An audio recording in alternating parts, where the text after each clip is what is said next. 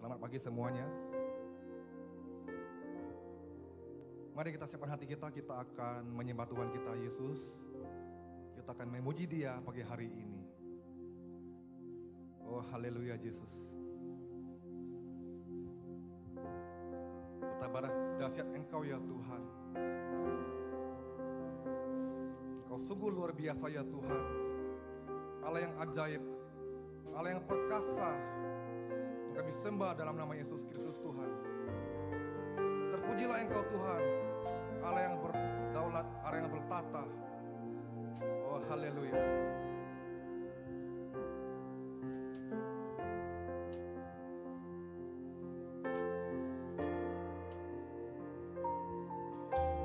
Betapa dahsyat Engkau Tuhan, pencipta segala yang ada, dulu sekarang sampai selamanya. Hanya Engkau Tuhan. Mari kita semua nyanyi bersama-sama. Tak terselami pikiranmu,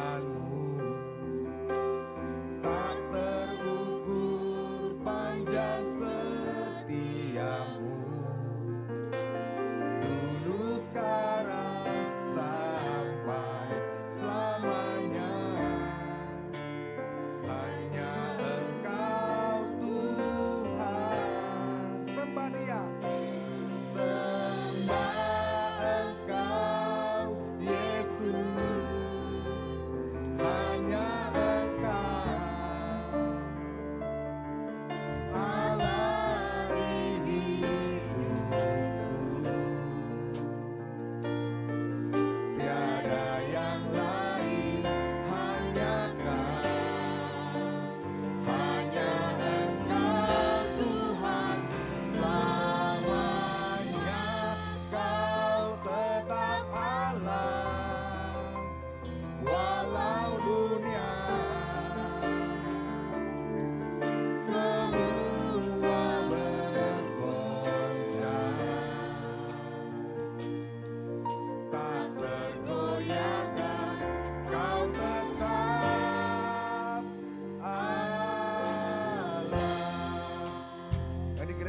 Atau yang di rumah, mari kita nyanyi bersama-sama. Betapa dahsyat Engkau Tuhan, pencipta segala yang ada, dulu sekarang sampai selamanya. Hanya Engkau Tuhan.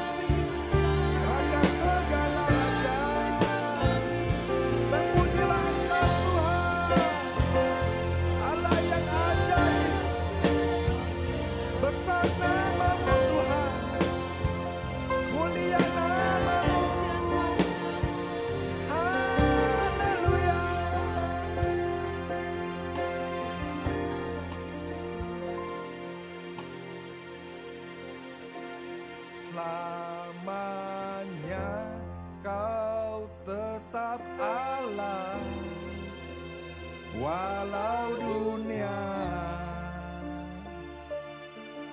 semua bergoncang, tak tergoyahkan, kau tetap Allah, kau tetap Allah, kau tetap Allah.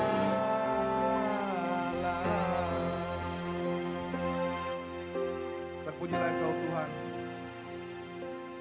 yang kami sembah, yang kami tinggikan dalam nama Yesus Kristus Tuhan. Kami bersyukur untuk pagi ini Tuhan, kami boleh datang beribadah kepadamu ya Tuhan, maupun sebagian saudara kami beribadah di rumah lewat aplikasi Zoom Tuhan. Kami percaya Tuhan, semuanya Engkau berkati Bapa. Kami yang di dalam gereja maupun di rumah-rumah Tuhan, semuanya Engkau tolong, Engkau berkati Tuhan. Hadirat-Mu sama Tuhan, kuasa-Mu sama Tuhan, baik kami yang di gereja maupun yang di rumah Tuhan. Engkau jamah setiap kami Tuhan, Engkau urapi setiap kami Tuhan. Kami boleh merasakan hadirat-Mu Tuhan, datang penuhi setiap kami umat-Mu ya Tuhan. Kami bersyukur Tuhan untuk pagi yang indah ini Tuhan. Kami boleh datang bersama-sama Tuhan. Kami boleh menikmati pajaban kudus nanti Tuhan. Jamah hati kami Tuhan, urapi setiap kami Tuhan. Biarlah pujian penyembahan kami Tuhan pagi hari ini boleh berkenan kepadamu ya Bapa.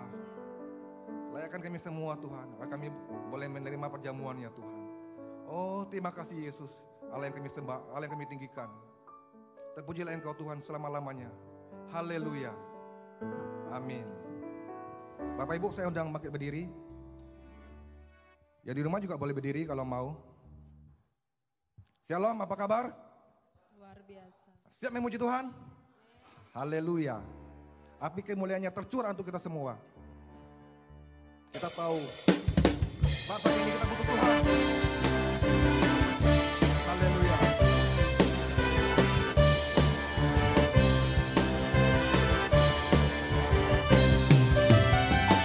Dengarkanlah suara nafsu, panggil semua umatnya, seluruh penjuru bumi datang untuk menyembahnya. Dengarkanlah suara nafsu, panggil semua umatnya, gereja Tuhan bersatu tinggi, mengangkat tinggi paginya. Bersiap maju, janganlah lengah, Yesus menerima kita. Kenakan semua senjata Allah dalam kuasa Roh Kudus. Hati kemuliaannya tercurah dari surga, penuhi kami semua, bangkitlah gerejanya. Hati kemuliaannya tercurah dari surga, beritakan pada dunia bahwa Yesuslah Raja segala raja.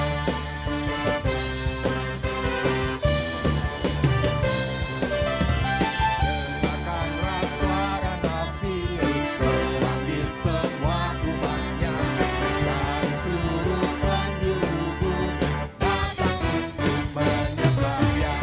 Dengarkanlah suara nafir, memanggil semua umatnya, gereja Tuhan bersatu tinggi, mengangkat tinggi paginya. Bersiap maju, janganlah lengah, Yesus menerima kita. Kenakan semua senjata Allah dalam kuasa Roh Kudus. Hati kemuliaannya tercurah dari surga, penuhi kami semua, bangkitlah gerejanya. Hati kemuliaannya tercurah dari surga, beritakan pada dunia bahwa Yesuslah Raja. Hati kemuliaannya tercurah dari surga, penuhi kami semua, bangkitlah gerejanya.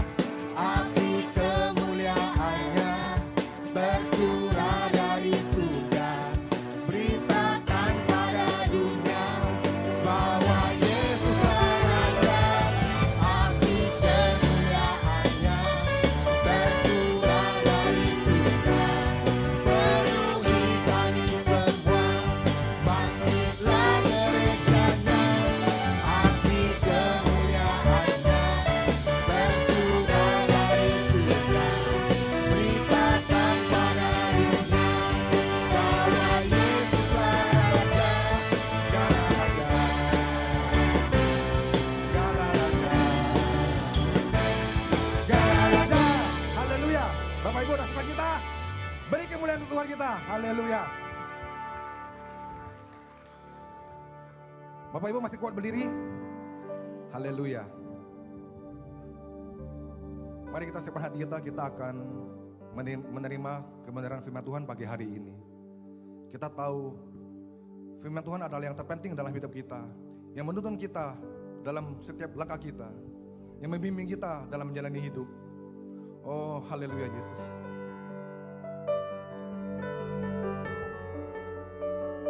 Kami tahu Tuhan, kuasa-Mu begitu nyata Tuhan, dalam setiap kelemahan kami Tuhan. Saat ini Tuhan, kami sungguh perlu Engkau Tuhan. Engkaulah sumber kekuatan bagi kami Tuhan. Engkau tempat persembunyian kami Tuhan. Engkau tempat pengaduan kami ya Tuhan. Hanya kepadamu Tuhan kami berharap Tuhan. Engkaulah sumber pertolongan ya Tuhan. Oh haleluya Yesus.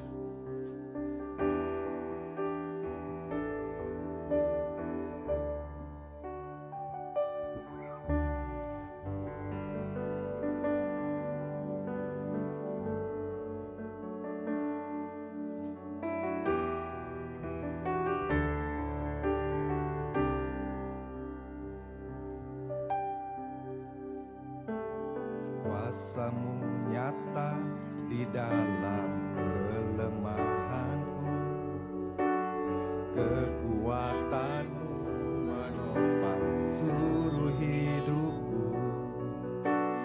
Dari mana datang pertolonganku? Hanya Yesus pertolonganku.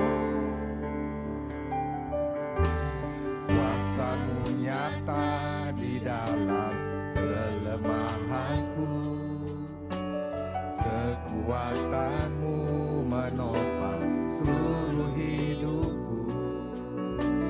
Dari mana datang pertolonganku?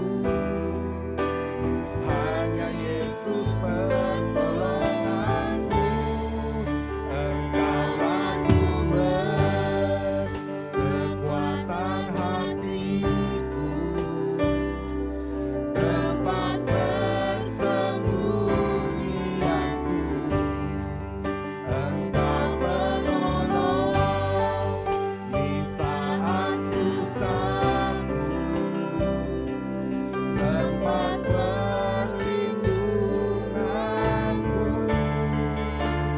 Kau menanam dan perisai di hidupku.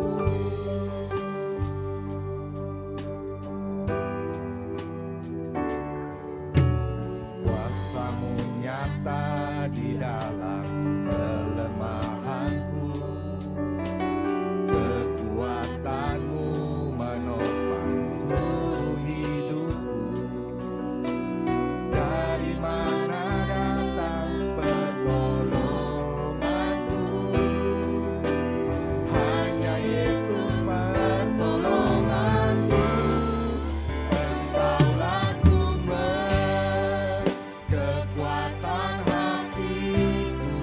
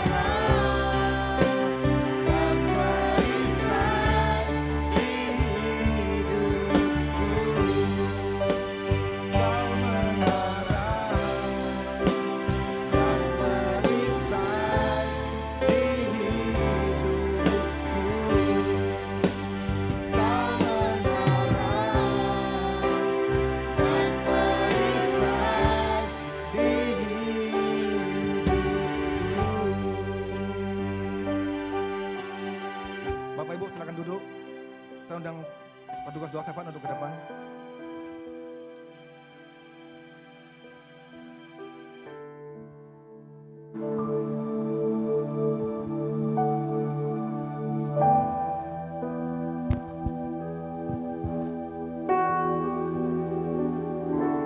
Tadi doa untuk firman juga ya. Bapak, mari Bapak Ibu sekalian kita berdiri, kita satukan hati kita mau bersyafaat untuk bangsa kita. Yang pertama, kita akan sepakat berdoa untuk pemulihan ekonomi bagi seluruh Indonesia dan khususnya OKU kita akan doakan. Kedua, kita akan berdoa untuk kesadaran masyarakat khususnya untuk protokol kesehatan terutama di tempat-tempat yang penyebarannya tinggi. Dan untuk OKU kita sudah tidak hijau lagi, kita juga akan berdoa untuk OKU. Bapa, kami berdiri di hadapan-Mu merendahkan diri pagi hari ini. Tanda kami butuh Engkau Tuhan Yesus. Biarlah kemurahan-Mu turun untuk bangsa kami pagi hari ini Bapa. Kami mau memberkati Indonesia untuk perekonomiannya Bapa di kuartal yang ketiga ini. Dari bulan September sampai ke Desember nanti. Biarlah Tuhan oleh kemurahan-Mu, oleh pertolongan-Mu, bisa ada peningkatan perekonomian, perputaran ekonomi berjalan dengan lebih baik. Tuhan berkatilah usaha pemerintah kami di bawah kepemimpinan Presiden kami Jokowi dengan seluruh kabinetnya. Haleluya Yesus. Mereka berusaha Tuhan menyuntik dana, bantuan tunai dan semua bentuk bantuan-bantuan yang dilakukan. Kami memohon Tuhan, ampunilah segala penyimpangan-penyimpangan yang terjadi di bangsa kami untuk bantuan-bantuan ini. Tetapi Tuhan, Kau lihat maksud baik pemerintah pusat kami Tuhan. Sehingga oleh kemurahan-Mu Tuhan, Engkau menolong bangsa kami Bapa. Kami memohon kemurahan-Mu, curahkan berkat untuk Indonesia, damai sejahtera untuk bangsa kami di dalam nama Yesus. Bangkitkan perekonomian Tuhan, baik itu di OKU kami maupun di seluruh kota-kota di Indonesia Bapa. Kami melepaskan berkat dan kami berdoa untuk bangsa ini. Apa yang tangan kami tidak bisa kendalikan, Tuhan Kau kendalikan. Amin. Karena kami tidak bisa banyak berbuat, tapi kami berseru-seru kepada nama yang kuat, nama Yesus. Haleluya Yesus. Dan pagi ini juga kami merendahkan diri di hadapan-Mu Tuhan. Sampai hari ini khusus untuk negara Indonesia tercatat masih tinggi Tuhan. Sementara bangsa-bangsa dan negara lain ada yang sudah mulai selesai, ada yang sudah mulai membaik kondisinya Tuhan dari kasus COVID ini. Kami berdoa Tuhan Yesus oleh kemurahan-Mu, biarlah Engkau mencurahkan kemurahan-Mu dan berkat-Mu. Engkau membuat kami Tuhan seluruh masyarakat Indonesia dengan semua daerah bisa semakin sadar dengan protokol kesehatan. Bermula dari hati kami yang peduli dengan orang lain Tuhan. Bermula dengan hati kami yang peduli juga menjaga diri kami sendiri Bapa. Kami memohon kemurahan-Mu Tuhan untuk Indonesia. Biarlah seluruh masyarakat baik di desa sampai ke kota, kami bisa menyadari ini Tuhan dan menjaga satu sama lain. Terima kasih ya Bapa. Juga pagi hari ini Tuhan, terima kasih buat hadirat-Mu yang melembutkan hati kami. Sebab hadirat-Mu yang melembutkan hati kami ini akan membuat kami bisa menerima firman-Mu Tuhan, menyerap Amin. apa yang Kau Haleluya, Yesus. sampaikan. Kami buka hati kami Tuhan, urapi hamba-Mu yang akan berbicara, dan kami berdoa biar pesan firman Tuhan ke hati kami hari ini, mengubahkan semua pola pikir kami yang salah, tingkah laku yang tidak benar. Biarlah kami diubahkan terus Tuhan menjadi serupa dengan Engkau. Kami merendahkan diri di hadapan-Mu, berikan kami hati murid, telinga seorang murid, sehingga kami keluar dari gereja, selesai di ibadah ini, kami membawa sesuatu yang baru dalam hidup kami. Di dalam nama Yesus kami berdoa.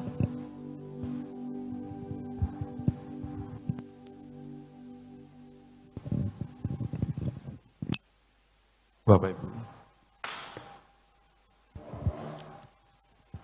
Shalom, kiranya kasih dan anugerah Tuhan turun atas kita sekalian pada pagi hari ini. Bersyukur kepada Tuhan hari demi hari meskipun keadaan masih berat, masih sulit, tetapi Tuhan pelihara kita. Patutlah kita berkata selangkah demi selangkah dalam hidup kita, Tuhan memelihara, menjaga, dan menyertai. sehingga kita bisa terus bersyukur kepada Tuhan. Masih ada begitu banyak alasan untuk kita bersyukur kepada Tuhan. Kemarin dengan seorang bapak yang bergumul dengan anaknya, ada hal-hal yang baik yang masih bisa menjadikan kita bersyukur kepada Tuhan. Jadi mari kita melihat ada banyak hal perbuatan Tuhan dalam hidup kita. Kebaikan-kebaikannya meskipun di tengah keadaan yang sukar seperti ini. Sehingga hati kita tidak selalu dikuasai dengan putus asa, kelemahan, dan sebagainya. Dan kita juga boleh menikmati persekutuan di dalam tubuh dan darah Tuhan. Sebab Alkitab mengajarkan kita, lakukanlah seberapa banyak kali untuk mengingatkan akan aku. Kematian, kebangkitan, sampai kedatangan Tuhan. Ketika kita mengambil dalam persekutuan ini dengan iman, maka kita bukan percaya kepada roti dan anggurnya, tetapi kita percaya kepada Kristus yang telah mati dan bangkit, yang dilambangkan di dalam roti dan anggur itu. Sehingga dengan iman kita menyatu dengan Tuhan. Saya tahu ada hamba-hamba Tuhan yang dalam keluarganya setiap malam mereka mengadakan perjamuan kudus. Apapun dorongan hatinya, kita menghargai bahwa itulah imannya untuk bersekutu dengan Tuhan. Bisa saja mungkin orang di tengah ketakutan dengan pandemi, orang melakukan hal seperti ini. Tetapi Tuhan ingin kita tetap bersekutu dengan Tuhan, bukan saja melalui roti dan anggur, tetapi dalam tiap-tiap hari, dalam pujian, penyembahan, doa, dan firman yang kita renungkan. Puji Tuhan Bapak Ibu Saudara, haleluya. Kita sebelum masuk lebih jauh, saya tidak menonton, tapi ada sebuah kisah ya. Mungkin depannya dulu, di sini dulu. Ya. Ini saya tidak nonton film ini sekitar tahun 93, tapi dari cerita mentor saya ini sesuatu yang baik untuk jadi sebuah ilustrasi. Jadi saya mencarinya tadi. Jadi ini kisah yang dilatar belakangi suasana Perang Dunia Kedua menjelang mungkin berakhir atau mungkin sudah mulai mendekati akhirnya di Polandia Selatan. Ini seorang Oskar Schindler ini orang Jerman. Sebetulnya bukan orang yang punya reputasi baik dalam dunia usaha dan sebagainya. Dia juga orang yang gagal dan kemudian pergi ke Polandia. Dan dalam dunia yang dikuasai oleh militer, peperangan dan sebagainya, pasti di situ banyak intrik. Pasti di situ banyak beradu kepentingan-kepentingan. Ekonomi, bisnis dan sebagainya. Sehingga ketika usaha untuk memusnahkan bangsa Yahudi oleh Nazi Jerman, maka kisah ini diangkat di penggalan peristiwa itu. Di Polandia itu ada banyak orang Yahudi dan orang ini sebetulnya tidak punya modal untuk memulai usaha karena dia sendiri pergi dari Jerman ke Polandia itu dalam keadaan tidak membawa banyak kekayaan dan keterampilan yang hebat. Tetapi singkat cerita dia berkolaborasi dengan penguasa militer yang memerlukan pasokan peralatan-peralatan dapur, ya, barang-barang yang terbuat dari email yang mungkin seperti yang dilapisi lah seperti begitu, bukan stainless. Dan dia juga mendekati orang kaya Yahudi yang ada di Polandia untuk membantu sehingga mereka bisa membeli pabrik dan kemudian mempekerjakan banyak orang. Di masa itu orang-orang Yahudi mengalami keadaan yang sangat sulit. Sebagian dibuang ke kem-kem konsentrasi, sebagian dijadikan kerja paksa.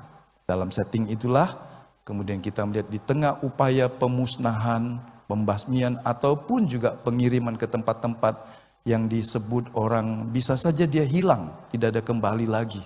Karena kita tahu ada orang yang dikumpulkan dalam satu ruangan tertutup, kemudian dibuka gasnya dan kemudian orang ini mati. Dan itu jumlahnya Holocaust itu sampai 6 juta orang.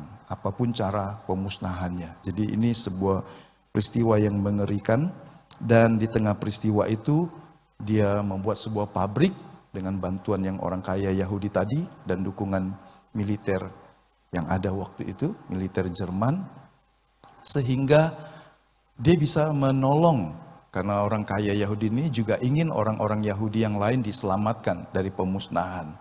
Sehingga mereka seperti mengadakan sebuah kerjasama begitu, dan dia membuat sebuah daftar yang kira-kira berisi 1.100 orang. Banyak orang-orang Yahudi yang didaftarkan di situ yang dianggap punya keterampilan, bisa bekerja. Nanti hasilnya juga untuk menolong ekspansi dari militer Jerman. Sehingga orang yang namanya tercatat di situ lolos, tidak diambil paksa. Karena sewaktu-waktu tentara rahasia, polisi rahasia Jerman bisa razia dan mengambil orang dan kemudian hilang. Jadi orang-orang yang punya nama terdaftar dalam daftar Kinderlist ini, orang itu jadi terjamin. Nah, untuk membuat ini, dia berusaha menyuap dan sebagainya supaya bisa.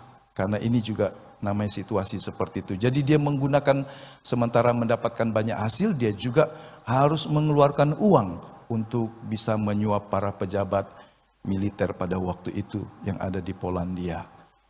Dan pada waktu perang usai, situasi berubah. Dia sendiri harus melarikan diri karena Rusia memasuki Eropa Timur dan sebagainya, sehingga orang-orang Jerman juga lari. Termasuk dia juga lari dengan sebuah mobil, dan dia melihat ada orang-orang yang banyak sekali berterima kasih kepada dia karena nyawanya sudah diselamatkan.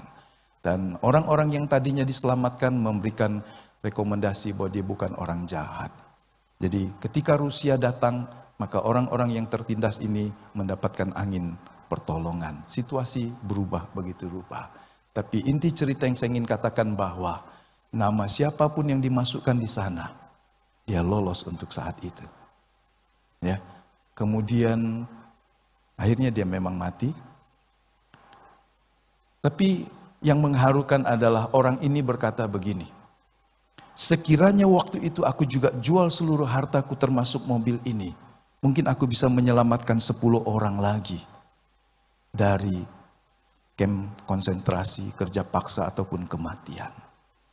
Intinya meskipun dia sudah melakukan banyak hal untuk menolong orang, tetapi kemudian dia masih punya perasaan, kalau saja aku melakukan lebih keras lagi, lebih banyak lagi orang yang tertolong. Poin saya melalui ilustrasi ini adalah, bisakah kita menyadari bahwa kita sudah melakukan yang terbaik dalam hidup ini? Supaya jika waktunya tiba, kita tidak berkata, aduh, kenapa di saat yang begitu banyak kesempatan, aku menyia-nyiakannya. Sebab orang berkata kesempatan selalu datang terlambat. Ya, ini yang kita mau lihat. Ya, panjang tidak selesai, pasti saya penggal karena ada 25 screen lebih. Kitab kehidupan dan kitab perbuatan. Mari kita melihatnya di dalam Wahyu pasal yang ke-20. Ayat yang ke-11 sampai ayat yang ke-15. Bisakah kita bisa membayangkan yang digambar ini meskipun tidak sempurna, tetapi mencoba mewakili sebuah peristiwa yang akan datang. Dan kita akan ada di sana. Setelah kita tidak lagi punya kesempatan untuk melakukan satu hal apapun, kecuali menerima semua hasil. Entahkah sangat minim, entahkah sudah maksimal, satu hari kita akan ada di sini. Bayangkan ilustrasi tadi. Kalau saja orang Jerman ini mengetahui ending dari kisahnya. Seperti lontaran kalimatnya. Kalau saja aku jual juga semua hartaku. Untuk mungkin menyuap para pejabat militer waktu itu. Supaya lebih banyak lagi. Setidaknya kalau saya jual mobil ini ada 10 orang lagi yang diselamatkan. Dengan menceritakan ini, saya berharap kita sungguh-sungguh menggunakan kesempatan dalam hidup ini. Sebab di tempat ini tidak ada lagi kesempatan. Katakan kepada sebelahnya, kalau kita ada di sana pada saatnya, tidak ada satu apapun yang kita bisa buat. Ya. Mari kita baca Wahyu pasal 20 ayat yang ke-11. Lalu aku melihat suatu tahta putih yang besar, dan Dia yang duduk di atasnya. Dari hadapannya lenyaplah bumi dan langit, dan tidak ditemukan lagi tempatnya. Dan aku melihat orang-orang mati, besar dan kecil, berdiri di depan tahta itu. Lalu dibuka semua kitab, dan dibuka juga sebuah kitab lain, yaitu kitab kehidupan. Dan orang-orang mati dihakimi menurut perbuatan mereka, berdasarkan apa yang ada tertulis dalam kitab-kitab itu. Maka laut menyerahkan orang-orang mati yang ada di dalamnya, dan maut dan kerajaan maut menyerahkan orang-orang mati yang ada di dalamnya, dan mereka dihakimi masing-masing menurut perbuatannya. Lalu maut dan kerajaan maut itu dilemparkanlah ke dalam lautan api. Itulah kematian yang kedua, lautan api.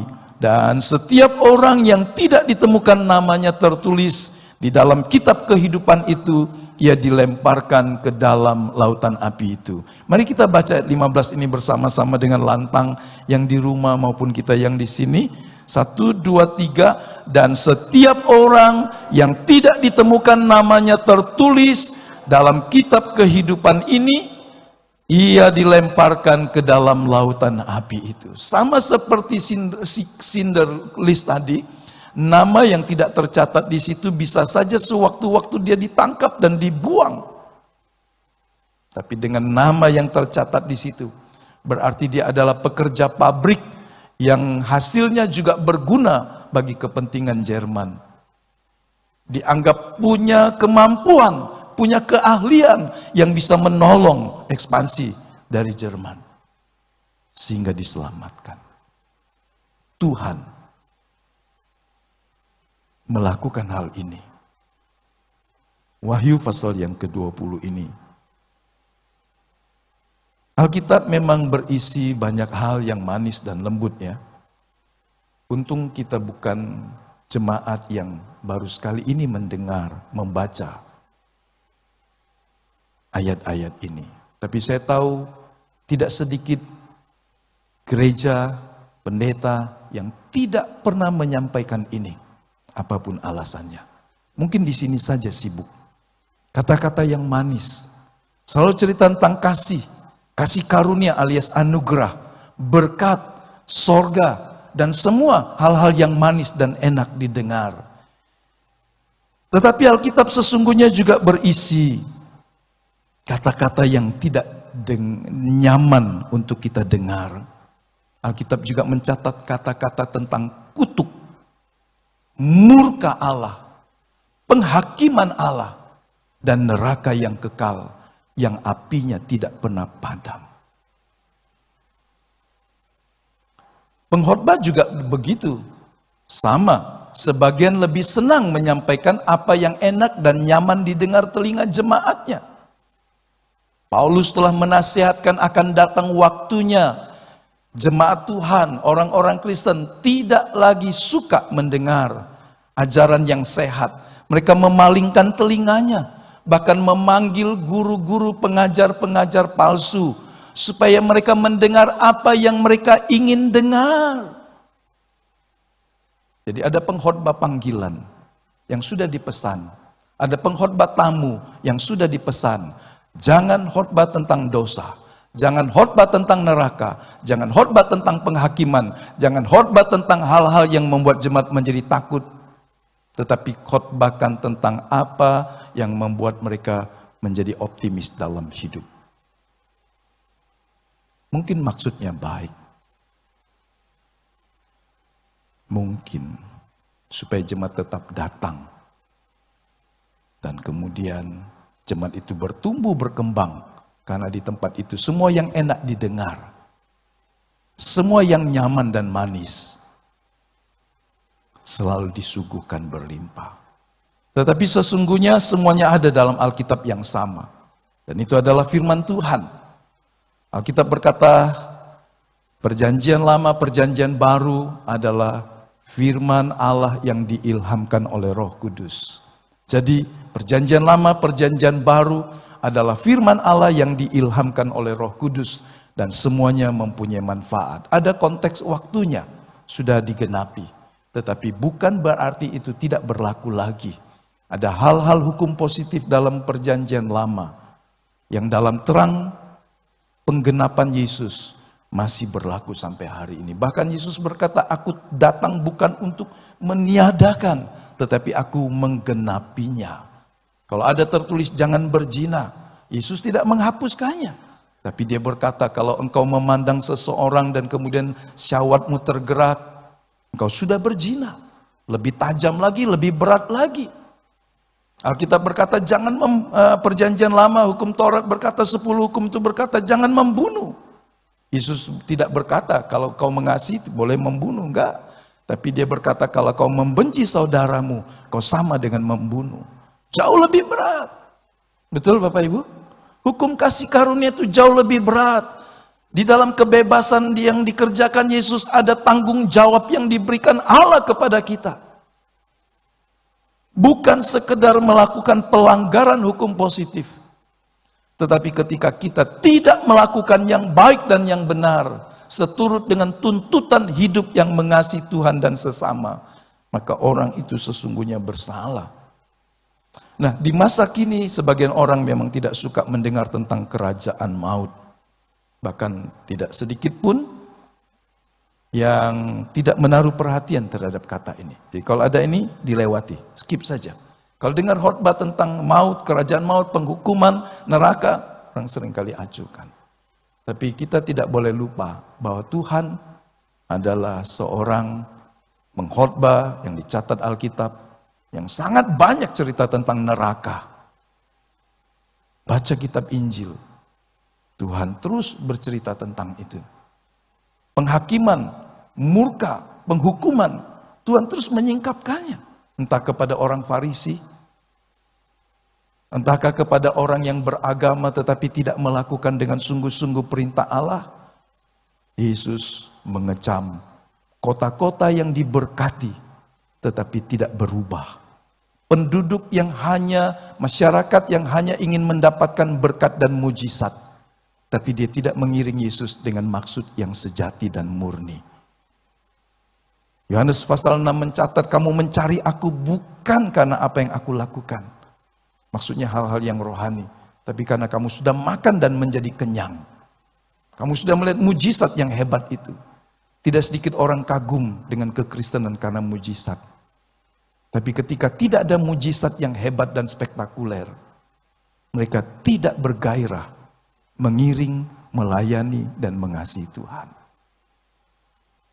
Saya percaya mujizat masih berlaku sampai hari ini. Mujizat terbesar adalah ketika dia memindahkan kita dari dalam maut ke dalam kerajaan anaknya. Mujizat tidak boleh diperkecil hanya ketika Anda berdoa dan meminta hal yang adikodrati terjadi. Karena Tuhan sudah melakukannya bagi kita. Jadi mari kita melihat Alkitab sebagai satu firman yang utuh. Dan kita menerimanya. Menyedihkan bahwa sebagian orang Kristen yang percaya kepada Yesus juga seringkali mengabaikan tema semacam ini. Bahkan ada yang ingin atau berusaha menyangkalnya. Contoh ini di sebuah kota, di sebuah negara. Ada sebuah survei dari Sekolah Tinggi Teologia kepada orang percaya, orang Kristen. Kota itu mungkin populasinya lebih dari 30% orang Kristen. Cukup banyak. Dan mereka juga mengadakan survei kepada orang-orang yang bukan Kristen. Hasilnya kemudian dipublikasikan. Ya, pertanyaannya itu, apakah Anda percaya ada dunia yang lain yang akan kita masuki setelah kematian? Ya. Dunia atau kehidupan setelah kematian, tidak saja dalam tubuh fisik. Maka orang-orang Kristen menjawabnya begini, hasil survei itu. 46,7% mereka percaya ada dunia di balik kematian. Ada dunia setelah kematian. Mereka percaya. Bukan Kristen. Tidak membaca Alkitab dan percaya Yesus yang telah mati dan bangkit. Tapi mereka percaya sesudah hidup ini masih ada kehidupan yang lain. Kemudian ada 35,2% yang tidak percaya. Mungkin mereka beranggapan hidup sekali, mati ya sudah, selesai. Ya. 18,1% mereka berkata tidak tahu. Dan kan ada kolomnya, mereka juga tidak ingin tahu. Tidak mau tahu, karena itu hidup yang akan datang. Bisa saja mungkin dia berkata ya atau berpikir, sekarang lebih penting hidup mendapatkan kecukupan, makan, minum, pakaian, cari uang dan seterusnya. Kalau hari ini mungkin kita lolos, kita hidup, kita stay at home, seumpama begitu, kita tidak melakukan apa-apa, itulah yang kita kejar. Yang lain tentang hidup rohanimu, karena ada orang yang sungguh-sungguh tidak memperhatikan rohaninya. Di tengah pandemi seperti ini justru orang merosot imannya, menggunakan alasan pandemi untuk tidak menghasilkan hidup yang berbuah kepada Tuhan. Tentu kita harus menjaga diri, tapi hidup harus berjalan. Perintah Allah juga berlaku di masa pandemi ini, maupun juga di masa ketika semua masih normal dan baik. Tanggung jawab Anda sebagai ibu rumah tangga, kepala keluarga, sebagai anggota masyarakat masih harus dilakukan. Tentu dengan kehati-hatian, dengan kewaspadaan. Kita nggak bisa berkata kepada anak-anak kita, nak, karena pandemi saya tidak bisa lagi kerja cari uang. Orang tua harus melakukan semuanya. Tentu dengan makin bergantung kepada Tuhan. Yang setuju katakan amin, saudara. Makin berharap dengan Tuhan. Bukan menjauh dari Tuhan. Jadi memang ada orang yang menjadikan keadaannya sebagai alasan untuk menjauh dari Tuhan. Tidak mau tahu. Kalau ini orang non-Kristen, mungkin kita bisa paham. Ya. Karena kemudian tiba pertanyaan kepada orang Kristen. Mereka memberi respon, 75,5% mereka percaya. Haleluya. Tapi 75 loh saudara. Artinya tidak semua orang Kristen percaya. Jadi statement yang tadi dikatakan bahkan ada yang tidak senang atau mungkin mencoba menyangkalnya. Walaupun ada dalam Alkitab. Nah, saudara lihat 15,3% orang Kristen tidak percaya ada kehidupan di balik kematian. Kalau tadi kita cerita tentang orang yang bukan orang yang percaya kepada Kristus yang telah mati dan bangkit, kita berkata ya memang begitulah pemahaman orang yang tidak mengerti firman yang diajarkan oleh Tuhan. Mungkin dia punya keyakinan sendiri, tapi kalau dia Kristen, bagaimana mungkin ada orang Kristen tidak percaya tentang hidup di balik kematian? Dan 9,2% orang Kristen tidak tahu dan tidak mau tahu. Apakah ini sebuah hal yang mengagetkan? Benar. Sungguh mengagetkan. Totalnya 15,3 tambah 9,2 berarti ada 24,5% orang Kristen yang menjawab tidak percaya, tidak tahu, tidak ingin tahu tentang kerajaan maut, tentang kehidupan yang akan datang. 24,5% berarti hampir 1/4 orang Kristen yang mengaku Kristen tetapi tidak percaya atau tidak mau tahu tentang hidup sesudah kematian. Jadi berarti ini orang Kristen yang hanya berpikir dan hidup di bumi saja. Ini sebuah hal yang menyedihkan. Seorang gembala jemaat, dia pasti berduka cita. Kalau mendapati angka ini ada di jemaatnya, berarti dia gagal untuk meyakinkan jemaatnya bahwa ada hidup di balik kematian yang pasti dia akan masuk ke dalamnya. Apapun statusnya. Sebagai orang yang namanya tercatat di kitab kehidupan, atau orang yang namanya tidak tertulis di daftar kitab kehidupan. Apakah Anda di sini percaya? Termasuk yang 75 atau yang 24 tadi? Ayo coba kita lihat dulu. Yang di sebelah sini. Yang 24, sekian apa yang 75? 75, 100% harusnya. Ya. Yang di sini termasuk 100% percaya. Yang di sini lebih besar lagi ruangannya. Harusnya kita berkata, oh kami termasuk orang yang sangat percaya. Kalau orang tidak Kristen, belum mengenal Kristus saja bisa percaya, maka apalagi ke saya. Karena premis atau keyakinan, kesimpulan kekristenan, ajaran Kristen bertumpu kepada kematian, kebangkitan Yesus. Tentang sorga yang disediakan bagi kita yang mengasihi Dia. Dan neraka bagi orang yang namanya tidak tertulis dalam kitab kehidupan. Jadi kalau ada orang Kristen, tetapi tidak percaya, sungguh membingungkan. Apa yang dia pelajari selama ini? Apa yang gerejanya, pendetanya ajarkan selama ini? Apa yang dia pikirkan tentang hidup ini? Kalau dia mengaku Kristen, tetapi tidak percaya tentang kehidupan setelah kematian. Iman Kristen bertumpu kepada fakta. Yesus datang dalam rupa manusia. Mati di kayu salib dalam penderitaan yang hebat. Karena dosa kita. Bangkit pada hari yang ketiga. Naik ke sorga. Dan akan datang kembali. Membawa kita. Sebab dia dari selamanya sampai selamanya. Adalah Raja. Penguasa langit dan bumi. Jadi ketika premis kekristenan yang teguh dan kokoh ini tidak diyakini, maka sesungguhnya kita patut berduka cita. Ya. Jadi ini sebuah cara, salah satu akibat orang-orang yang hanya membaca Alkitab pada ayat-ayat yang disukainya saja. Tidak mau menerima apa yang dianggap tidak cocok.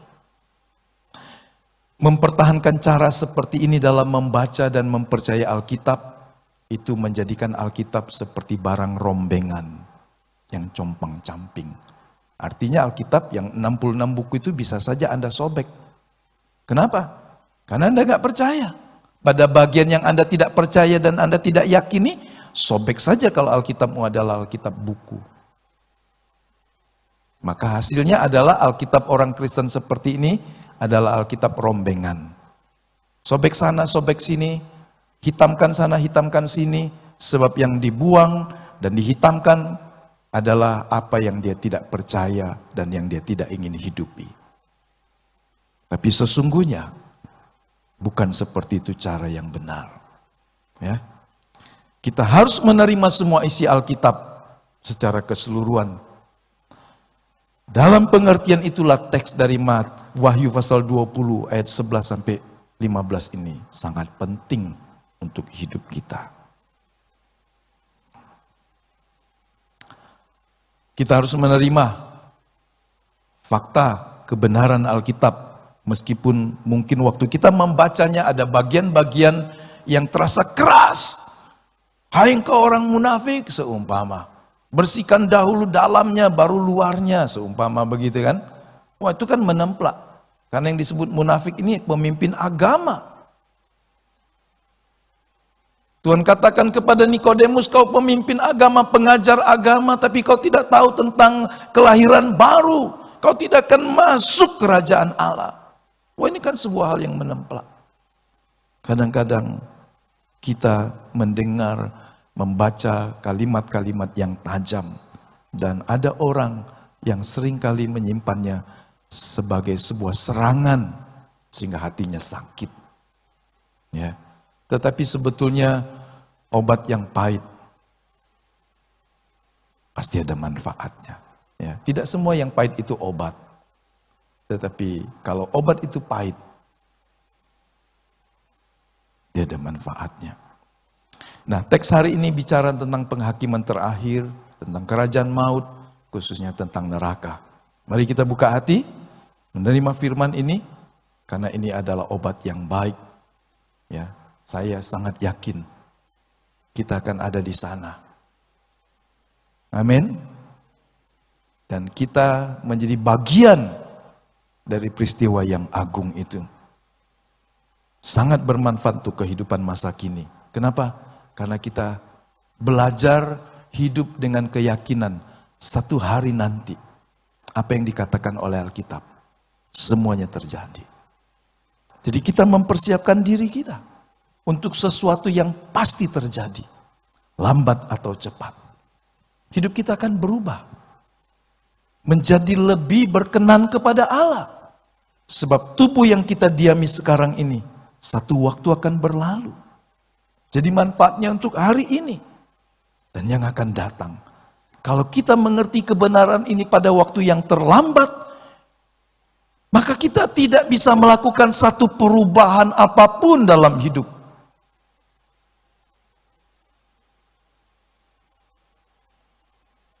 Mari kita masuk pada kebenaran yang pertama, bahwa kepastian dan keadilan penghakiman itu berlaku untuk semua orang.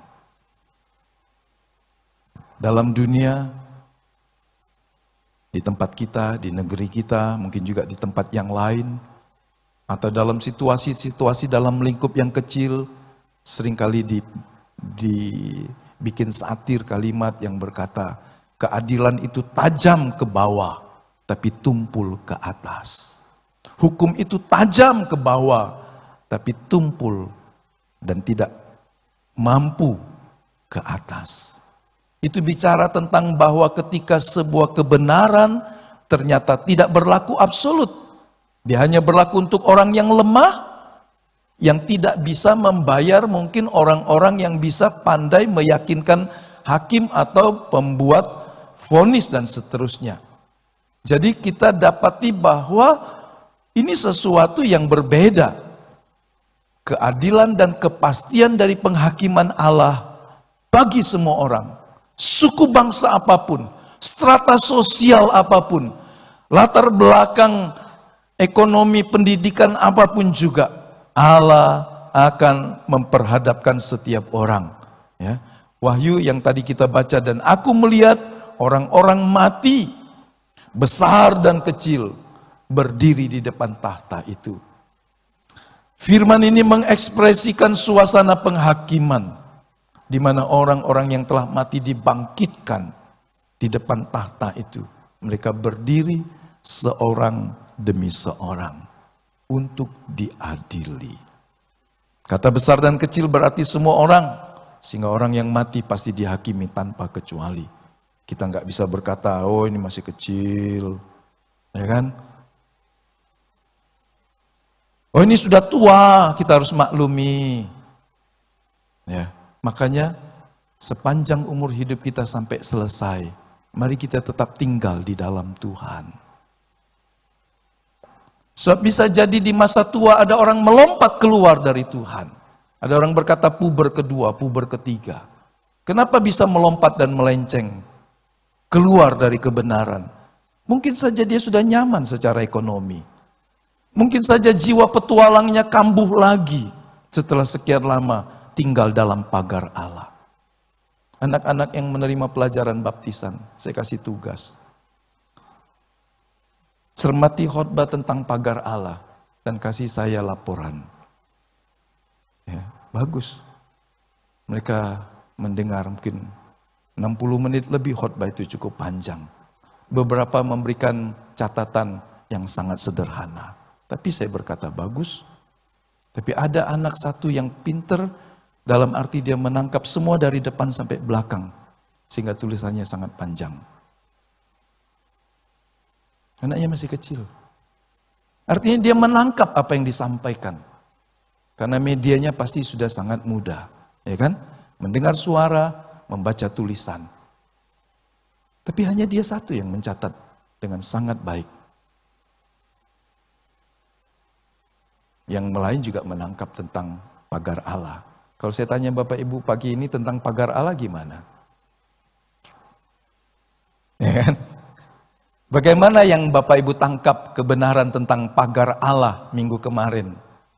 Karena baru 1 minggu. Betul ya, 1 minggu ya? Mungkin ada yang bilang ya udah tinggallah di dalam pagar lah gitu. Hanya itu saja kalimat mungkin kesimpulannya. Atau Anda tahu Kenapa di dalam pagar? Dan bagaimana cara orang kembali ke dalam pagar? Nah, anak itu pertama-tama dia yang mengulasnya. Bagaimana kembali lagi kalau ada orang yang terlanjur keluar seperti kita orang percaya ini. Jadi besar kecil, anak itu sekarang kita kagum, anak 2 tahun sudah bisa pegang tablet, bisa pegang handphone, betul? Siapa yang punya anak atau cucu 2 tahun? Kasih itu barang ajaib. Dan dia nggak nangis lagi mungkin. Karena dia punya mainan yang lebih asik. Itu kan barang ajaib. Dari 2 tahun sampai 70 tahun, 80 tahun selama dia masih hidup. Itu barang ajaib menjadi bagian yang tidak terpisahkan. Bisa lupa makan, bisa lupa kewajiban, karena barang ajaib yang kecil itu. Karena dia telah mengubah kehidupan manusia. Kita bisa menggunakannya untuk kebaikan kita. Jangan sampai barang ajaib itu. Karena itu termasuk ajaib kan? Dia merontokkan telepon yang besar, ya kan? Dia merontokkan mesin-mesin ATM. Dia merontokkan kamera yang besar, dia merontokkan radio, televisi dan sebagainya, surat kabar. Dia menggantikannya dengan barang yang kecil saja. Jadi anak 2 tahun bisa melakukan barang itu. Makanya disebut smartphone. Ponsel cerdas. Semakin cerdas sekarang ditanamkan. Sekali lagi anak 2 tahun bisa. Saya nggak tahu kalau di bawah 2 tahun ada nggak yang bisa. Nggak usah dicoba. Nanti Bapak Ibu, saya mau coba anak saya untuk menjawab pertanyaan pendeta. Nggak usah, jangan. Tapi asumsikan saja, setidaknya anak 2 tahun. Yang saudara bilang nggak bisa apa-apa baru 2 tahun. Tapi kalau kasih handphone, dia bisa memainkannya.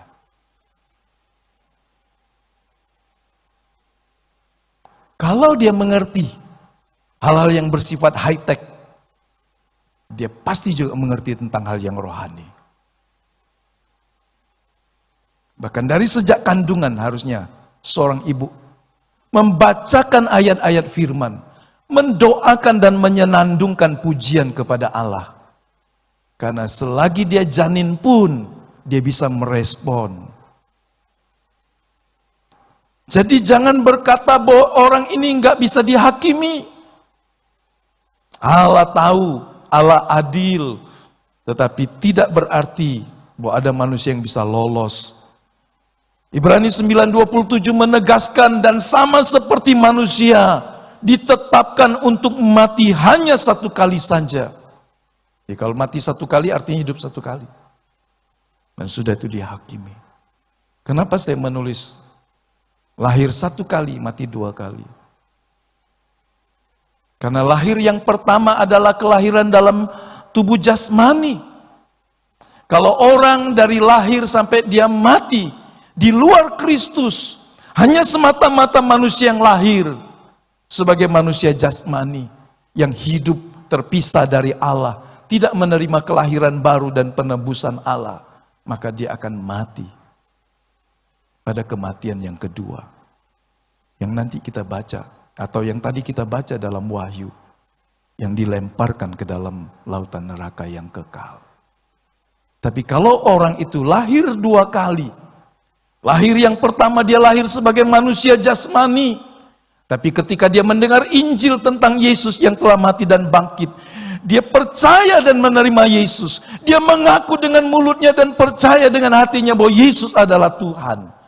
Alkitab berkata dia selamat. Dia dilahirkan kembali menjadi anak-anak Allah. Orang-orang yang percaya dan menerima Yesus, dia dilahirkan kembali oleh Allah. Siapa yang melahirkannya? Allah Bapa di sorga. Dilahirkan untuk menerima kodrat ilahi yang tidak dapat binasa. Jadi kalau orang lahir sebagai manusia, kemudian dia menerima Yesus dan bertobat, dilahirkan kembali, maka kita boleh mengatakannya orang ini lahir 2 kali. Lahir yang pertama jasmani, lahir yang kedua adalah kelahiran baru secara rohani. Kalau orang ini lahir baru, maka waktu kematian datang, Tuhan akan bangkitkan dia untuk ada bersama dengan dia di dalam rumahnya yang kekal. Berarti dia tidak akan mengalami maut lagi buat selamanya. Orang yang lahir 2 kali, hanya mati 1 kali. Ayat ini berkata sesudah mati, dia akan dihakimi. Dan kalau namanya tidak tertulis, dia akan dilemparkan ke dalam lautan api. Mengalami penghukuman selamanya. Alkitab mengistilahkannya ini sebagai kematian yang kedua. Karena terpisah dari Allah selama-lamanya.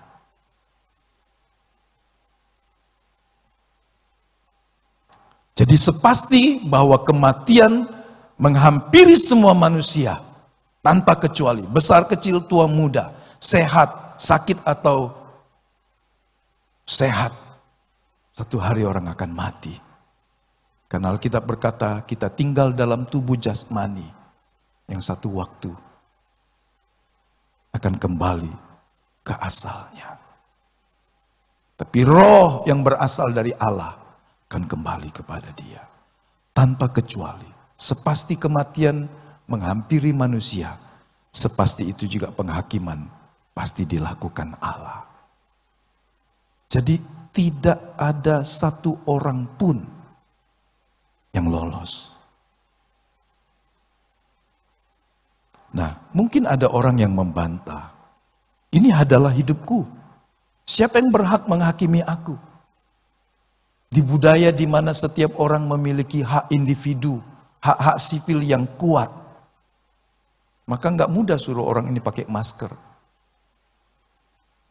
Contohnya seperti di Amerika, itu negara yang termasuk sulit. Mulai dari orang pejabat tingginya berkata nggak perlu pakai masker. Belakangan baru dia pakai masker kan berapa waktu yang lalu. Anda mencermati nggak? Karena dia nggak yakin. Pertama dia tidak yakin bahwa COVID itu tidak berbahaya. Yang kedua dia berkata, dia menentukan dirinya sendiri, hak-haknya. Kalau saudara cermati salah satu negara yang paling banyak mati kena pandemi ini. Di negeri di mana orang berkata, hak saya, kau nggak bisa paksa. Kecuali hukum dibuat dengan keras. Kalau cuma dihimbau, ada orang berkata ini hidup saya. Betul ya, saudara? Jadi perhatikan. Ada orang yang beranggapan ini hidup saya. Siapa yang berhak menghakimi dan menilai saya? Kalau itu orang tuanya, dia bisa berkata, waktu saya kecil, mama papa nilai saya, marahi saya. Sekarang saya sudah dewasa, sama tuanya. Bahkan mungkin saya lebih hebat dari mama papa. Jangan gurui saya lagi. Jangan marahi saya lagi. Jangan hakimi saya lagi. Siapa yang berhak menghakimi saudara? Beberapa orang berkata, sebagian orang berkata, ini hidup-hidup saya. Ini urusan saya. Mati hidup urusan saya. Saudara, mungkin ada orang berkata begitu. Betulkah hidupmu milikmu sendiri? Patutkah Anda mengatakan bahwa hidup ini adalah milikmu? Jauh lebih benar orang-orang yang tidak bertuhankan kepada Kristus berkata, hidup ini cuma titipan. Bagaimana mungkin ada orang yang membaca Alkitab dan tidak memahami bahwa dia tidak berhak atas hidupnya sendiri? Kata tebus sekali lagi harus tertanam dalam hidup kita, dalam pikiran dan hati kita.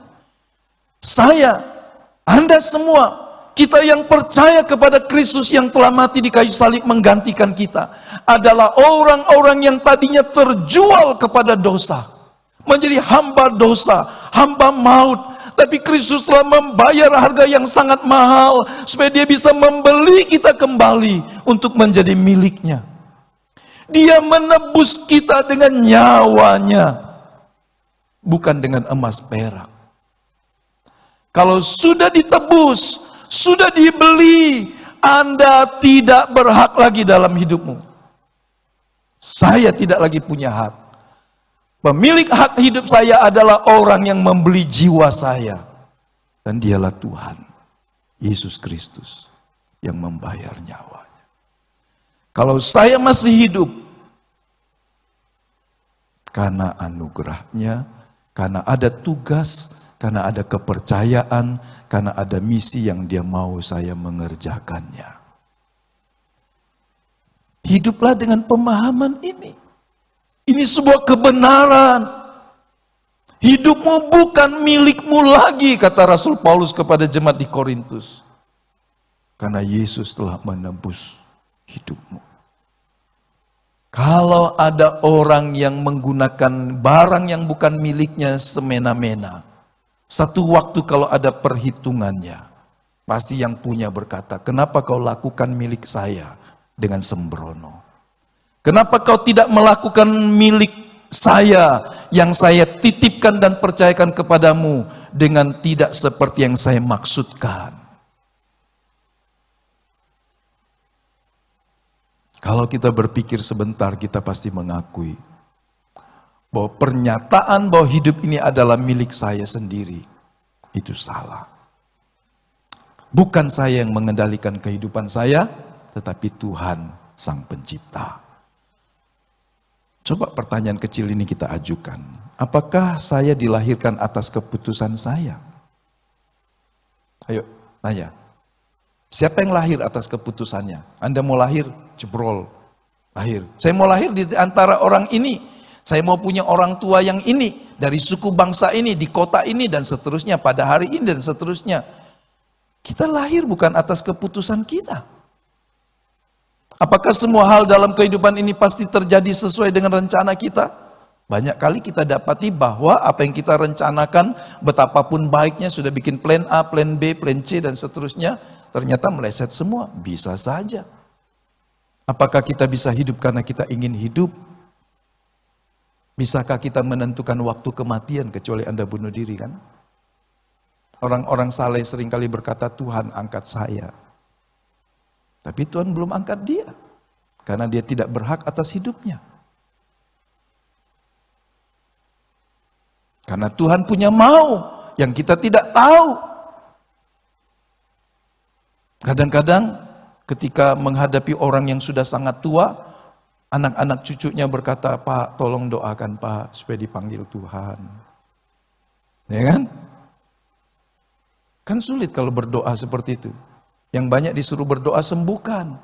Tapi karena mungkin sudah sangat sulit, sangat berat untuk dia hidup, terbaring saja. Pernah kami satu pelayanan di Borneo, datang ke sebuah desa, dan ada orang yang sudah sangat tua, hidupnya tinggal seperti dalam baby box saja, karena takut jatuh. Dia tidak bisa melakukan semua kegiatannya, semua dilakukan di tempat dia tidur. Anak-anak menantu cucunya berkata dengan rombongan kami, tolong doakan supaya orang tua kami ini Tuhan panggil. Apakah pendeta berhak untuk berkata Tuhan cabutlah nyawanya? Paling banyak Tuhan berkata kepada Tuhan, biarlah yang terbaik menurut pandangan Tuhan berlaku dalam hidupnya. Ya kan, sebaliknya orang mau jaga dirinya dengan baik. Kalau waktunya dia pulang, Tuhan berkata, hai nak pulang. Mazmur 90 berkata, hai nak pulang. Kita akan pulang, saudara. Betul nggak? Entahkah di masa pandemi atau di masa normal.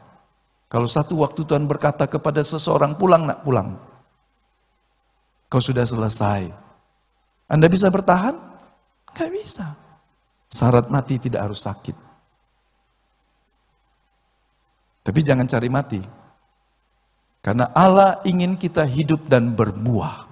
Tapi kalau waktunya, tidak seorang pun dapat menentukan kapan dia mati.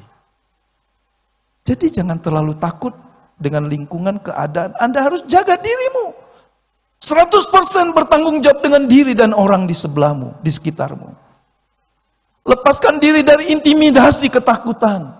Tuhan yang punya nyawa kita. Lakukan apa yang baik dan benar yang menjadi kewajiban kita. Tuhan menyertai kita.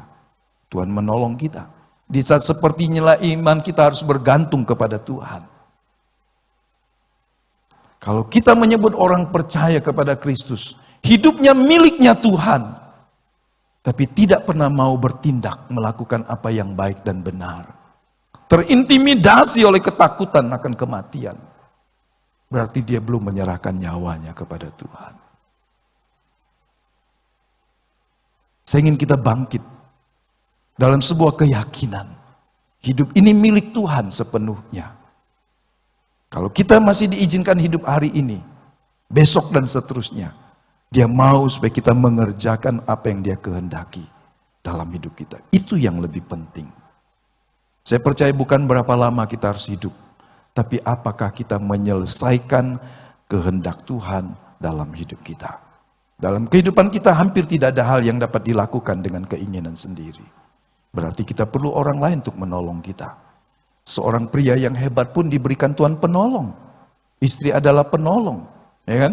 Adam itu hebat, sempurna, mahakarya Allah yang pertama. Tapi Tuhan berikan Adam penolong. Ternyata dalam hal yang lain aspek penolong ini lebih lemah fisiknya. Tetapi ternyata ada ahli yang berkata bahwa wanita itu kenapa bisa multitasking lebih hebat dari pria. Karena otak kiri dan otak kanannya disambung dengan jembatan.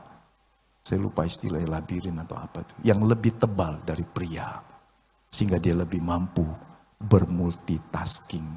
Kalau pria sedang melakukan satu pekerjaan yang menuntut konsentrasi, dia tidak akan melakukan lagi hal yang lain. Tapi lihat wanita, Tuhan kasihkan dia kemampuan yang hebat. Dia sementara gendong anak, ya kan? Gendong anak di sini maksud saya dia masak. Sementara dia masak, dia ngeracang ini buat semua. Ya kan? Dia seperti komputer dengan kecepatan tinggi. Prosesor mungkin iCore 7. Keluaran terbaru.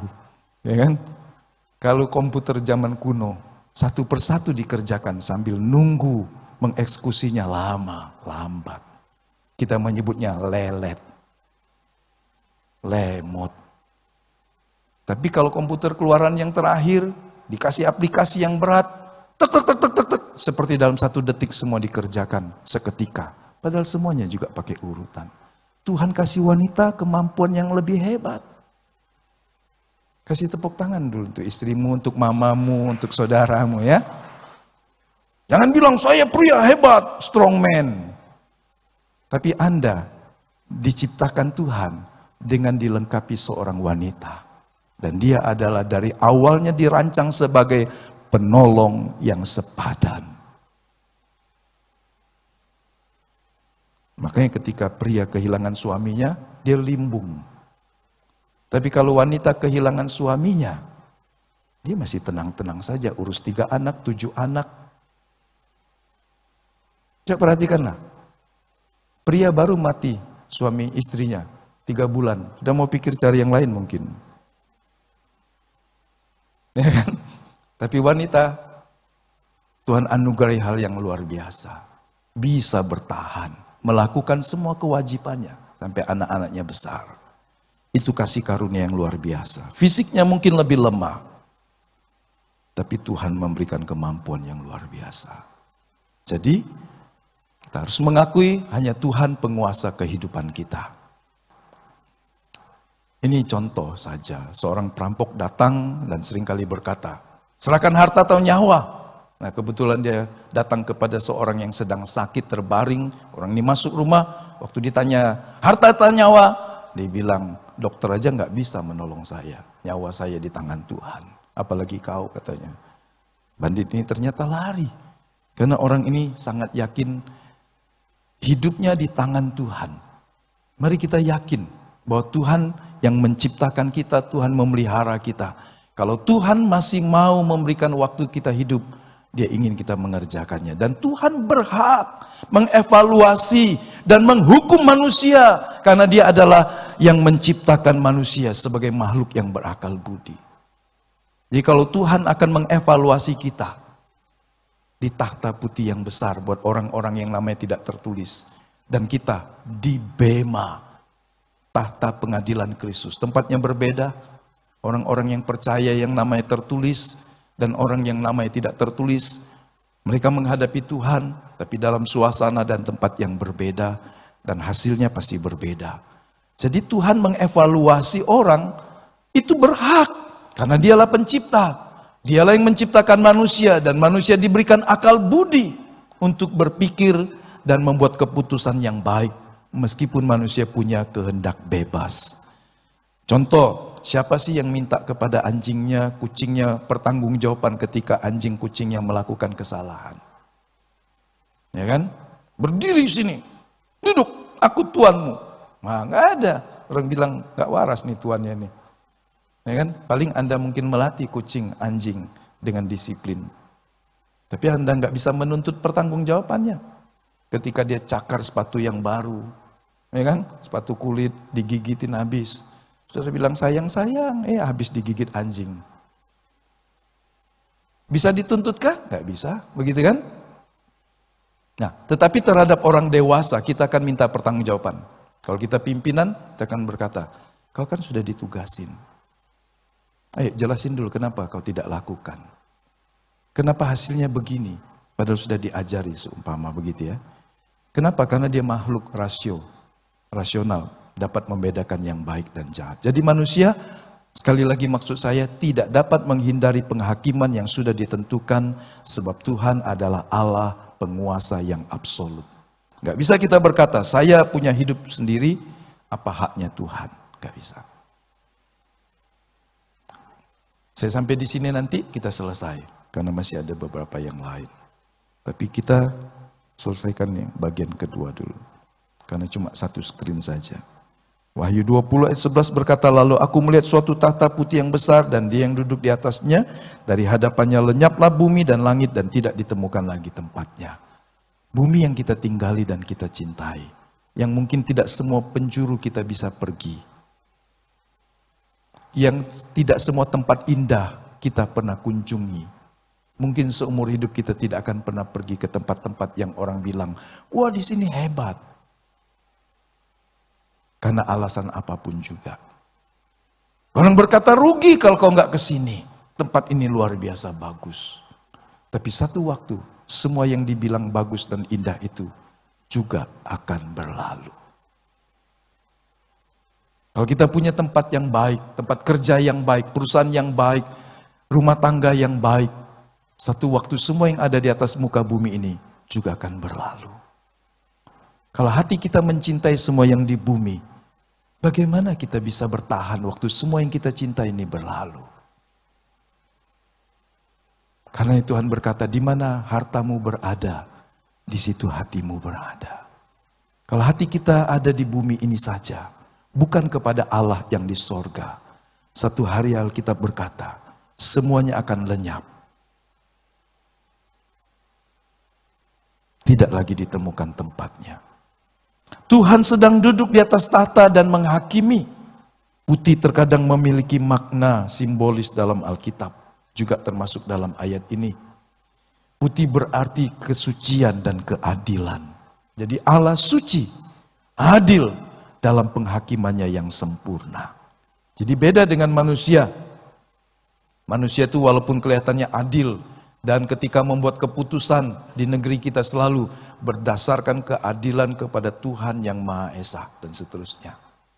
Manusia berusaha membuat keputusan yang seadil-adilnya. Tapi toh ada orang berkata, enggak adil buat saya. Makanya disediakan ruang secara hukum. Boleh menggugat keputusan yang sudah dibuat seadil-adilnya ini tadi. Dalam peradilan tingkat berikutnya. Pengadilan yang naik banding sampai kepada upaya yang terakhir mungkin minta kasasi atau peninjauan kembali dan seterusnya.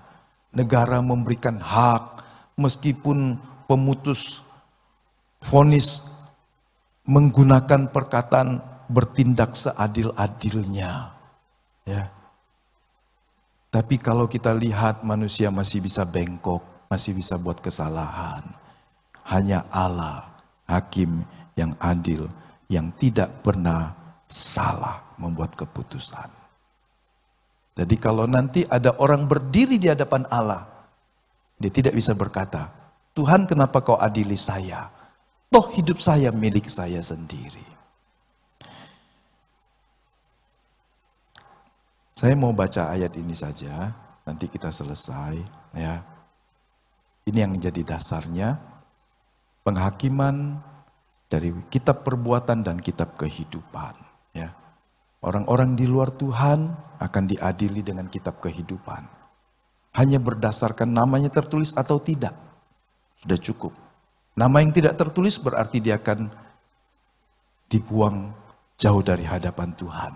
Tapi bagi orang percaya, Tuhan juga punya catatan untuk mengevaluasi kita. Dan kalau kita tadi baca Wahyu, dikatakan ada banyak kitab di sana. Dan di situ termasuk juga kitab yang mencatat semua yang kita lakukan. Tapi mari sebelum kita selesai dengan mengambang, saya ingin berkata, bahwa meskipun kita banyak perbuatan yang salah dan dosa, tetapi Kristus telah membayar semuanya di kayu salib. Amin. Dia pernah mengatakan kepada umat Israel yang dalam sebuah metafora dikatakan dari ujung kepala sampai ujung kaki, semuanya sudah benjut, memar, dipukuli. Tidak ada tempat yang tidak dipukul dan didisiplin oleh Tuhan.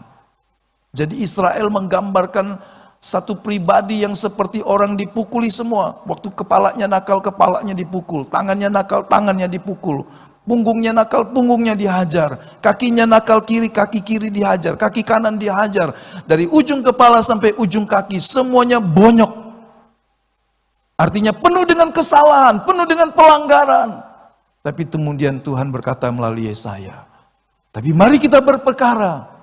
Dosamu yang merah seperti kirmisi itu, aku bisa putihkan seperti salju kalau engkau mau datang kepadaku. Mereka tidak punya obat mujarab darah Kristus.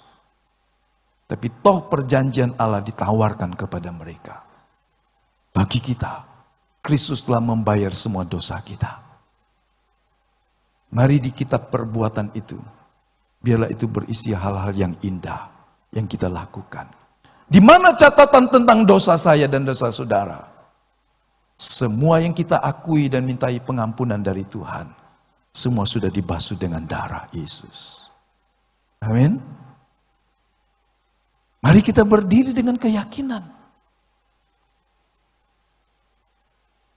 Sebab pengampunan dosa yang dikerjakan oleh Yesus itu sempurna. Waktu dia mengampuni engkau, dia melupakan seperti timur dari barat, dijauhkannya dan dia tidak mengingat lagi. Kuncinya cuma satu, mengakui dan memohon pengampunan kepada Tuhan. Kalau kita sudah lakukan itu, kita bersuka cita dan menjaga hidup kita untuk tetap seperti orang pakaian putih, dijaga supaya tidak bernoda dan kotor lagi. Tapi kemudian bisa terjadi baju kita kotor lagi, bukan karena kita mengingininya. Kita datang lagi kepada Tuhan dan berkata, Tuhan, aku lemah, aku berdosa, ampuni aku. Yohanes pasal 1 ayat yang 9 dan 10 kita mau membaca itu dan kita menutupnya. Bisakah kita mendengar orang di rumah membaca ayat ini? 1 Yohanes 1 ayat 9 dan 10. Minggu kemarin Pak Ikdar membacanya untuk memastikan juga yang di rumah tidak terlelap. Siapa sukarelawan? Ayub bisa di situ baca dengan keras karena Ayub duluan yang kelihatan di sini. Ayub, halo Ayub. Bisa baca 1 Yohanes 1 ayat 9 dan 10 Ayub? Dekatkan dengan mic-nya.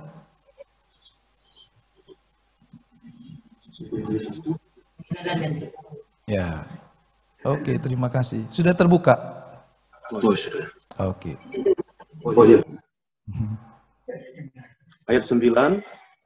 Jika kita mengaku dosa kita, maka Ia adalah setia dan adil, sehingga Ia akan mengampuni segala dosa kita dan menyucikan kita dari segala kejahatan. Jika kita berkata bahwa kita tidak ada berbuat dosa, maka kita membuat Dia menjadi pendusta dan firman-Nya tidak ada di dalam kita. Amin. Mari kita berdiri. Alkitab berkata jika kita mengaku dosa kita, maka Allah setia dan adil, Dia akan mengampuni dan menyucikan kita dari segala dosa.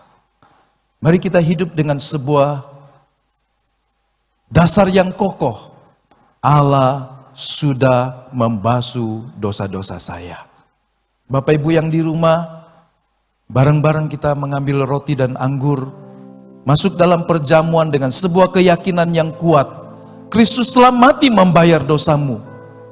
Kristus telah menebus engkau, supaya engkau menjadi milik kepunyaan Allah.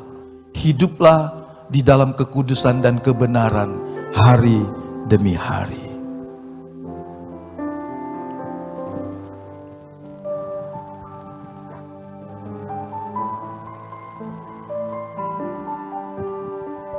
Sementara boleh nyanyi, kita akan mempersiapkan diri, baik yang kami yang di sini maupun yang di rumah, untuk makan dan minum dari perjamuan. Satu dalam rohmu, satu dalam firman-Mu, satu dalam kasih-Mu, kasih Tuhan. Tubuh dan darah-Mu yang menyatukan aku dengan Tuhan di surga, Yesus Kristus. Ku siapkan hatiku, rendahkan diri, ampuni saudaraku dengan kasih. Saya sedang pelayan perjamuan untuk maju. Perjamuan kudus-Mu, satukan aku dengan Tuhan di surga, Yesus Kristus. Bapa, terima kasih buat kesempatan pagi hari ini. Darah yang kudus yang telah ditumpahkan sebagai pembayaran yang termahal bagi jiwa kami, telah terjadi di kayu salib ribuan tahun yang lalu, tapi kuasanya masih berlaku sampai hari ini, menjadikan kami dibasuh, disucikan dari segala dosa dan kejahatan kami. Sehingga tidak ada lagi satu celah untuk iblis menggunakannya sebagai dakwaan kepada kami. Karena Kristus telah menebus kami, membasuh kami, menjagai kami, sehingga tubuh, jiwa, roh kami sepenuhnya milik Tuhan dan ada dalam persekutuan dengan Tuhan. Basuh kami sekali lagi ya Tuhan, ampuni segala dosa kami, perkataan, pikiran, dan perbuatan kami, sehingga sepenuhnya kami dalam kuasa dan pengendalian Tuhan. Kami mau menikmati roti dan anggur, supaya kami terus ingat bahwa Kristus telah mati supaya kami bisa hidup. Kristus telah menggantikan tempat yang seharusnya kami ada di sana, tetapi karena Kristus melakukannya, kami terselamatkan. Berkati kami yang di gereja maupun yang di rumah-rumah, dimanapun kami berada, supaya kami memandang Kristus yang telah mati dan bangkit itu, dan kami menerima kuasa dalam persekutuan dengan Tuhan sekarang sampai selamanya. Dalam berkat nama Bapa dan Anak dan Roh Kudus, di dalam nama Tuhan Yesus Kristus, kami mengucap syukur buat roti dan anggur ini, supaya hati dan hidup kami terus tinggal dalam persekutuan dengan Tuhan sekarang sampai selamanya. Yang percaya berkata bersama-sama, amin. Haleluya.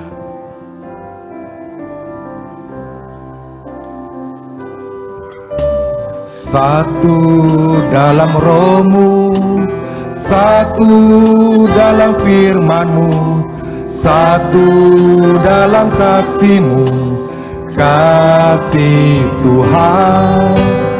Tubuh dan darah-Mu yang menyatukan aku dengan Tuhan di surga, Yesus Kristus.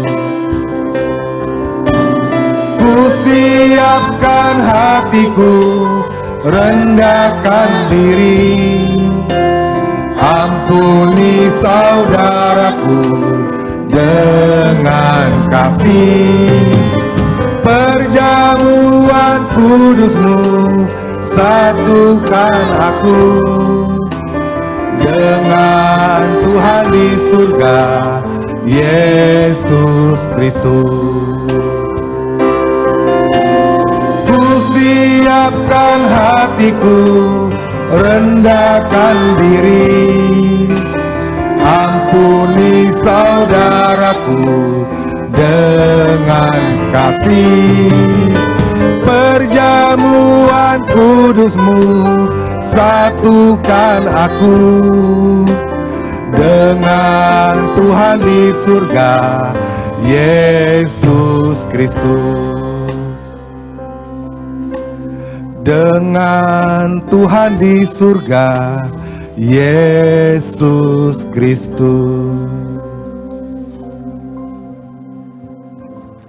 Bapak Ibu yang di rumah bareng-bareng siapkan rotinya.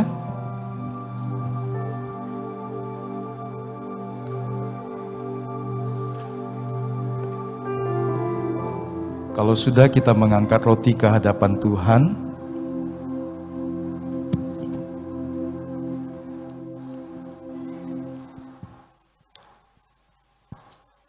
Saya mau memastikan bahwa kita semua yang di rumah juga boleh siap. Yang tidak sempat mengambil roti, menggunakan yang ada. Mari kita berdoa bersyukur sekali lagi. Bapa, terima kasih buat tubuh dan darah-Mu yang menyatukan kami dengan Engkau. Dalam iman kami menerima persekutuan yang indah. Dan tidak ada satu apapun, bahkan kematian pun memisahkan kami. Karena sepenuhnya kami milik Tuhan. Terima kasih banyak Bapa. Kita mau dengar firman Tuhan, dan ketika mereka sedang makan, Yesus mengambil roti, mengucap berkat, memecah-mecahkannya, lalu memberikannya kepada murid-muridnya dan berkata, ambillah, makanlah, inilah tubuhku. Mari kita sambut dalam nama Yesus. Tuhan Yesus.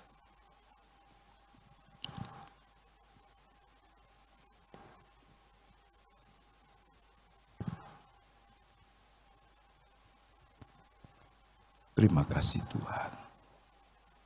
Terima kasih.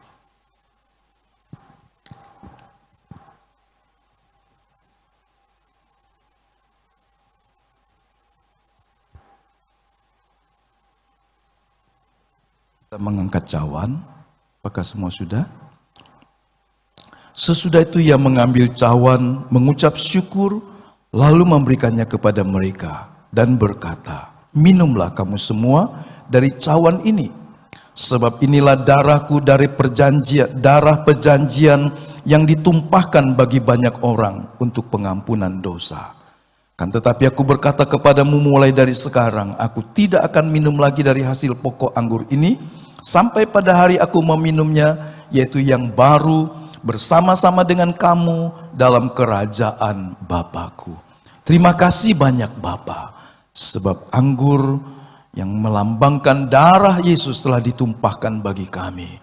Dan biarlah Roh yang Kudus memeteraikan semua keselamatan dalam hidup kami, sampai kami menikmati perjamuan di kerajaan Bapa bersama dengan Engkau sendiri ya Bapa. Terima kasih banyak Bapa. Dalam nama Yesus.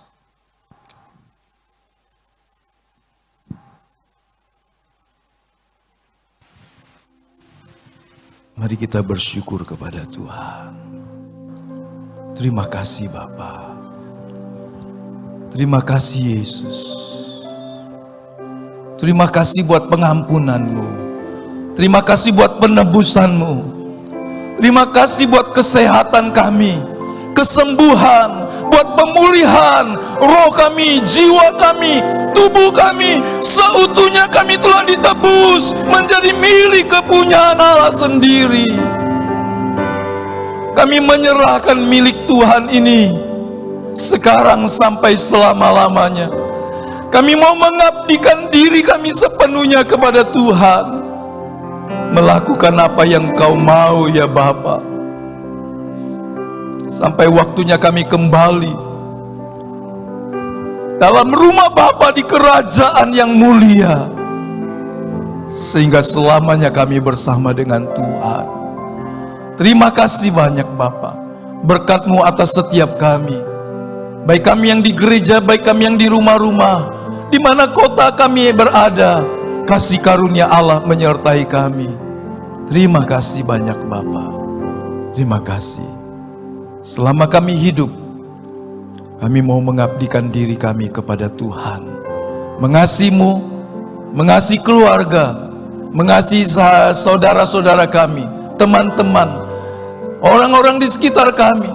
Melalui kehidupan dan pekerjaan kami, kami boleh menyatakan kemuliaan dan kebaikan Tuhan. Kami persembahkan hidup kami, ucapan syukur kami, persembahan-persembahan syukur kami persembahkan kepada Tuhan. Tuhanlah yang memberkati semuanya untuk hormat kemuliaan nama-Mu. Berkati semua yang melayani, berkati para pemuji, pemusik multimedia, berkati kami sekalian, supaya kami jadi berkat bagi orang di sekitar kami. Entar kami pulang dengan damai sejahtera, sukacita dan berkat Tuhan. Kekasih-kekasih Tuhan, terimalah berkat dari Allah Bapa, kasih karunia dari Tuhan Yesus Kristus, persekutuan penyertaan Roh Kudus tiap-tiap hari menuntun langkah kita, menggenapi rencananya sampai kita dibawanya masuk ke rumahnya yang kekal. Haleluya, haleluya, amin.